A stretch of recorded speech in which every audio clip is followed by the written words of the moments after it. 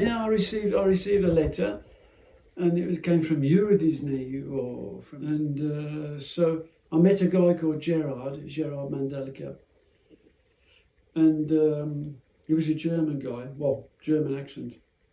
He spoke fluent English, of course. And when I arrived, he just pulled out a big schematic plan of a sound installation and stuck it on the table. He says, "What's that?" So I looked at it and said, that's that. And he said, "Well, what's that there?" I said, "Well, that's that." And that's an amplifier, that's a speaker, that's... He said, "Okay, we'll contact you then." I said, "Well, yeah, okay, well, that's nice." So I went back home. I wasn't quite sure what it was for. It was for a job to work in the sound for Eurodisney. I thought, well, that's okay, a good job. I'll be lead audio or something, or things like that, And I was convoked again a few weeks after. They sent me back. Another guy, what was he called? I've forgotten his name. But anyway, an American this time. And he did the same thing. He pulled the paper out, rolled it up, the same sort of paper, big plans and stuff, installation and all that. And he said, you know what this is, you know what it means, what it's radio ham, So my speciality is radio too. It's all what we call HF, high frequency. So there was no cabled stuff, or very little cabled stuff.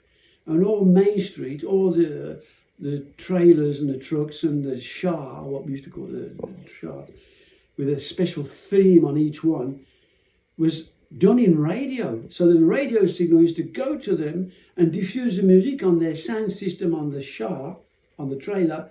As it passed by, the PA system, which was two speakers at that point for the public, and as it moved to the next two speakers, it changed and went along, and while another sound came into the speakers as the next Shah came along.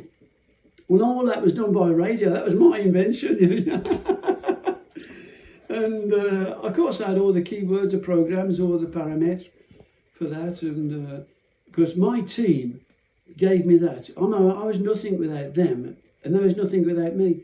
And together we made what we call a team, and that's how you advance as a team. I've always advanced as a team. In my rock band, we're a team. In my company, we were a team. Nobody was better or bigger or anything than the others. It was just a team, And that's how it should be, I reckon. That's how it should be, Even in a rock band. Because in a rock band, after all, what do? We just play music. Probably not to make a living. Some people make a living out of it, but we play music because we like playing music.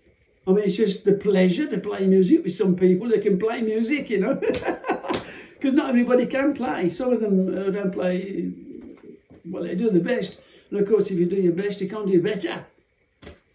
So, I mean, it's not too bad, even when it's not too good. But that's it, that's rock and roll, and rock and roll is